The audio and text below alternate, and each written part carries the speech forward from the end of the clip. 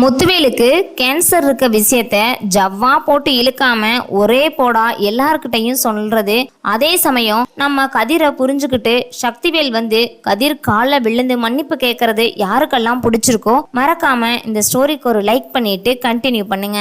இங்க பாத்தீங்கன்னா யாரு மீறியும் நம்ம முத்துவேலை கூப்பிட்டுக்கிட்டு கதிர் போயிடுறாங்க. அப்ப நம்ம பாண்டியனை எல்லாரும் திட்டிக்கிட்டு இருக்கும் போது பாண்டியன் சொல்ல போற ஒரு உண்மையால குடும்பமே அதிர்ச்சி அடைஞ்சு போய் நின்றுட்டு இருக்காங்க. அப்ப பாண்டியன் இருந்துகிட்டு உங்க அண்ணனுக்கு கேன்சர்ன்ற விஷயத்த சொன்னதுமேனு இங்க எல்லாருக்கும் தூக்கி வாரி போடுது. நீ பொய் சொல்ற, எங்க அண்ணன்ட்ட இருக்க சொத்தெல்லாம் ஏமாத்தி வாங்கறதுக்காக தான் இப்படி எல்லாம் பண்றேன்னு சொல்லிடுறாங்க. நான் சொன்னா நம்ப மாட்டேன், டாக்டர் சொன்னா நம்புவல்ல போ அப்படின்னு சொல்லி நம்ம சக்திவேலு குமரவேலு அப்படின்னு எல்லாரும் கிளம்பி போறாங்க. போய் அங்க ஹாஸ்பிட்டல்ல பார்த்தா முத்துவேலுக்கு ட்ரீட்மெண்ட் நடந்துகிட்டு இருக்குது. அப்பயும் நம்பாம சக்திவேலு டாக்டர்கிட்ட போய் டாக்டர் எங்க அண்ணனுக்கு என்னாச்சு அப்படின்னு சொல்லி கேட்டதும் இவருக்கு புற்றுநோய் இருக்கு அப்படின்னு சொல்றாங்க. அதை கேட்டதும் எல்லாம் தளத்தலையா அடிச்சுக்கிட்டு அழுகும்போது இப்ப எப்படி இருக்கு இவருக்கு அப்படின்னதும் நேத்தே நாங்க சொன்னோம் இங்க ஹாஸ்பிட்டல் போய் இருங்க, வீட்டுக்கு போக வேண்டாம், உங்களுக்கு ஏதாச்சும் ஒண்ணு ஆயிடுச்சுன்னா அதுக்கப்புறம் உங்களை காப்பாத்துறது சிரமம்னு சொன்னோம். ஆனா நாங்க சொன்னதை எதையுமே அவர் கேட்டுக்கவே இல்லை. இப்ப வந்திருக்காரு, இப்ப வந்து நாங்க என்ன பண்றது, அங்க சிவியரா போய்கிட்டு இருக்குது, நாங்க போய் அங்க பாக்குறோம் அப்படின்னு சொல்லிட்டு டாக்டர் கிளம்புறாங்க. அப்ப உடனே கதிர் இருந்துகிட்டு ரொம்ப பயப்படுறாங்க. என்ன இன்னும் என் மேல சந்தேகம் தீரலையா?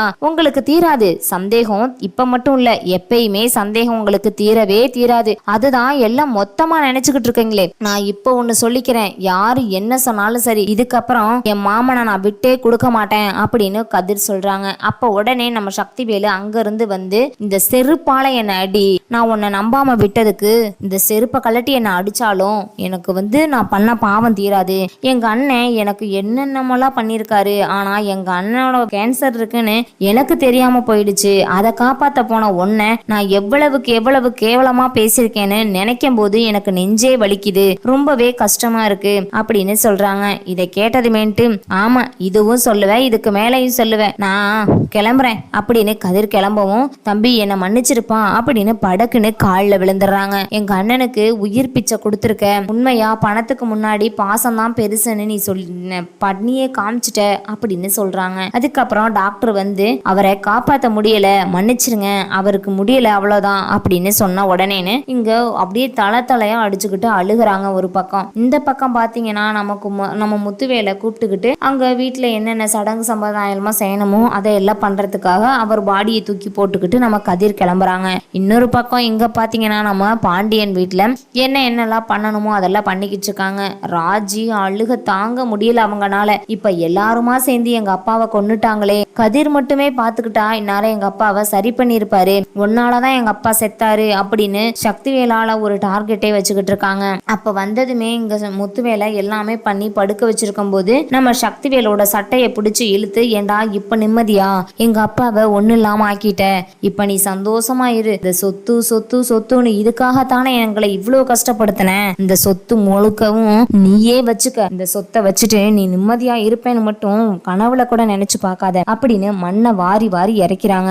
எங்க அப்பாவை கொன்ன பாவம் உன்னை சும்மா விடாது, இந்த சொத்துக்காக அப்பனும் மகனும் சேர்ந்து எங்க அப்பாவை ஆஸ்பத்திரிக்கு கூட நிம்மதியா விடல, இந்நேரம் அவரு சரியான ட்ரீட்மெண்ட் எடுத்திருந்தா உண்மையாலுமே உயிர் தப்பிருப்பாரு, எல்லாத்துக்கும் காரணம் நீங்க தான், எல்லாம் நல்லாவே இருக்க மாட்டீங்க அப்படின்னு ரொம்பவே கத்துறாங்க. இதை கேட்டுக்கிட்டு இருந்ததும் அவங்களுக்கு ரொம்ப கஷ்டமா இருக்கு. யாரு என்ன சொன்னாலும் இதுக்கப்புறம் நம்ம இவங்களை எதுவுமே பண்ணக்கூடாது அப்படின்னு சொல்லிட்டு நம்ம கதிர் வந்து நம்ம ராஜியை கூப்பிட்டுட்டு போறாங்க. இங்க வாராஜி அப்படிங்கும் போது விடுகதிர் அவங்கள 4 வார்த்தைனாலும் நறுக்குன்னு கேட்டுட்டு வரேன், இவங்கனாலதான் இன்னைக்கு எங்க அப்பா இப்படி ஆனாரு அப்படின்னு சொல்லி கத்துறாங்க. அப்ப உடனேன்னு இங்க குமார் இருந்துகிட்டு ராஜி ஒன்னும் கவலைப்படாத, உன்னை நான் பாத்துக்கிறேன் அப்படின்னு சொல்லும் போது, என்னடா நீ என்ன பாத்துக்கிற, என்ன பாத்துக்க என் புருஷன் இருக்காரு, என் புருஷன் என்ன ரொம்ப நல்லா தாங்குன்னு தாங்குவாரு, நீ ஒன்னும் என்ன கிழிக்க வேண்டாம், எனக்கு தெரியும் என் வாழ்க்கையை எப்படி பாத்துக்கணும்னு அப்படின்னு சொல்லி கத்துறாங்க.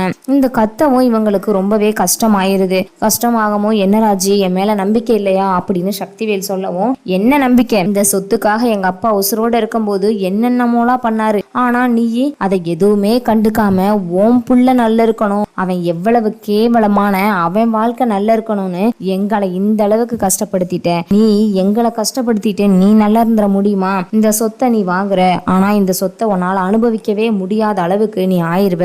எனக்கு தங்கமா தாங்க என் புருஷன் இருக்கான், நீங்க எல்லாம் எதுக்குடா? என் புருஷன் மட்டும் என் வீட்டுக்காரரை எங்க அப்பாவை காப்பாத்திருப்பாரு, ஆனா நீங்க போட்டி போட்டு கௌரவம் அது இதுன்னு சொல்லி இன்னைக்கு என் புருஷனையே இந்த அளவுக்கு கஷ்டப்பட வச்சுட்டீங்க. உண்மையை சொல்லணும்னா நீங்க எல்லாம் நல்லாவே இருக்க மாட்டீங்க, நான் வயிறெறிஞ்சு சொல்றேன் அப்படி இப்படின்னு ராஜே கோவப்படுறாங்க. இப்ப எதுக்குமா இந்த அளவுக்கு கோவப்படுற? இங்க அவ்வளவும் எதுவும் ஆகல, நீ ஒன்னும் கவலைப்படாத, உன்னை பாத்துக்க நான் சித்தப்ப இருக்கேன் அப்படின்னு சொல்லும் போது அங்க ராஜி அவங்க அம்மா அங்க இருந்து வராங்க. 1000 சித்தப்ப பெரியப்ப 1000 பேர் இருந்தாலும் ஒரு பொண்ணுக்கு அவளோட புருஷன் மட்டும்தான் ஒரு துணை. ஏன்னு இன்னைக்கு அவன் புருஷன் இல்லைனாலும் என் புருஷன் எப்பயோ செத்திருப்பாரு, அவரை போய் அவருக்கு என்ன நோய் இருக்கு ஏது இருக்குன்னு சொல்லி பார்த்து ஒவ்வொன்னையும் பார்த்து பண்ணி இன்னைக்கு இந்த அளவுக்கு அவர் மேல வந்திருக்காரு அப்படின்னா அதுக்கு காரணம் இவர் மட்டும்தான். என் மாப்பிள்ளைய நீங்க போட்டு பார்த்துட்டீங்க, அவர் உண்மையா ரொம்ப நல்லவர், அவர் மாதிரி மனுஷன் வேற யாருமே இருக்க முடியாது, அவரை நீங்க கொஞ்சம் கொஞ்சமா அசிங்கப்படுத்திட்டீங்க, எனக்கு அவ்வளவுக்கும் அசிங்கமா இருக்குது அப்படின்னு ரொம்பவே புலம்புறாங்க. நீங்க புலம்புற அளவுக்கு எதுவுமே நடக்கல, நீங்க ஒன்னும் கவலைப்படாதீங்க, எல்லாமே நல்ல விஷயமா தான் இருக்கும், கொஞ்சம் கொஞ்சமா மத்தவங்களுக்காக இவர் பண்ணாருதான், உங்க அப்பா உன் பிள்ளைக்காக சொத்தை தனியா பிரிச்சு எழுதி வச்சுட்டு போயிருக்காரு அப்படின்னு சொல்லி இங்க ஒருத்தர் சொல்றாரு. அதை கேட்ட ராஜி இருந்துகிட்டு அங்க இருந்து மாங்குன்னு ஏண்டா சொத்து, உங்க சொத்து எவனுக்குடா வேணும்? செத்து போன எங்க அப்பாவை திருப்பி கொடுத்துட முடியுமா உங்கனால அப்படின்னு அந்த சொத்து பத்திரத்தை கிழிச்சு நம்ம சக்திவேலோட மூஞ்சியில எரியறாங்க. இதுக்காகத்தான் ஆசைப்பட்ட, படுத்துக்க அந்த சொத்து மேல படுத்துக்க, ஆனா அந்த சொத்து கூட நீ முத்துவேலை கொன்னுட்டேன்னு சொல்லி உன் உசுரை எடுத்துரும். எங்க அப்பாவோட நல்ல மனசு வேற எவனுக்குமே வராது, எங்க அப்பாவுக்கு உண்மையாலுமே கடவுள் ஒரு நல்ல சாவத்தான் கொடுத்திருக்காருன்னு நான் நம்புறேன், அவரு ஒன்ன மாதிரி கஷ்டப்பட்டு சாக மாட்டாரு, புள்ள நான் இருக்கேன், எங்க அப்பாவை பாத்துக்க எத்தனையோ பேர் இருக்காங்க, ஆனா நான் அதை எதுவுமே காதுல வாங்காம நீ என்ன சொன்னாலும் சரின்னு அதை நான் கேட்டுக்கிட்டு இருந்தேன் பாரு, அது எனக்கு இதுவும் வேணும் இதுக்கு மேலேயும் வேணும், நான் அசிங்கப்பட்டு நிப்பேன்னு நீ நினைச்சியா? வாய்ப்பே இல்லை, நான் அசிங்கப்பட்டு நிற்கவே மாட்டேன், கடவுள் எனக்காக என் புருஷனை ரொம்ப தங்கமாக கொடுத்துருக்காரு, எங்கள் அப்பா இப்படிப்பட்ட புருஷனை கூட கட்டி வச்சிருக்க மாட்டாரு, ஆனால் அநியாயமாக ஒரு நல்ல மனுஷனை சேர்த்து எல்லாருமே கொண்டுட்டீங்க அப்படின்னு ராஜி எனக்கு சொத்தும் வேணாம் ஒன்றும் வேணாம், எங்கள் அப்பா அம்மா தான் எனக்கு சொத்து, எங்கள் அப்பாவே இல்லைங்கும் போது எங்கள் அம்மாவை மட்டும் நீங்கள் எப்படி நல்லா பார்த்துக்குவீங்க, எங்கள் அம்மாவை நான் என் கூடையே கூட்டிகிட்டு போகிறேன் அப்படின்னு ராஜி ஒரு முடிவெடுக்கிறாங்க. ராஜி இப்படி சொன்னதை அவங்களால ஏற்றுக்கவே முடியலை. என்னதான் இருந்தாலும் இவங்க இந்த அளவுக்கு பேசியிருக்க கூடாது, எல்லாருக்குமே ஒரு கவலைன்னு இருக்க தான் செய்யும், ஆனால் அந்த அளவுக்கு இவங்க கொஞ்சம் கொஞ்சமாக மனுஷங்களை கஷ்டப்படுத்தியிருக்காங்க, இது யாராக இருந்தாலும் அதை ஏற்றுக்கவே முடியாது அப்படி இப்படின்னு சொல்லி மனசை ரொம்பவே கலங்கடிச்சிருக்காங்க. இவங்க மனசை கலங்கடிச்சாலும் யார் என்ன சொன்னாலும் கேட்டுக்காம நம்ம ராஜி மட்டும் ஃபோக்கஸாக இருக்காங்க. தான் அப்பா இல்லாத வீட்டில் தான் இருக்கக்கூடாது, தான் அம்மாவும் இருக்கக்கூடாதுன்னு அவங்க 2 பேர்த்தையும் கூட்டிகிட்டு போக முயற்சி பண்ணுறாங்க.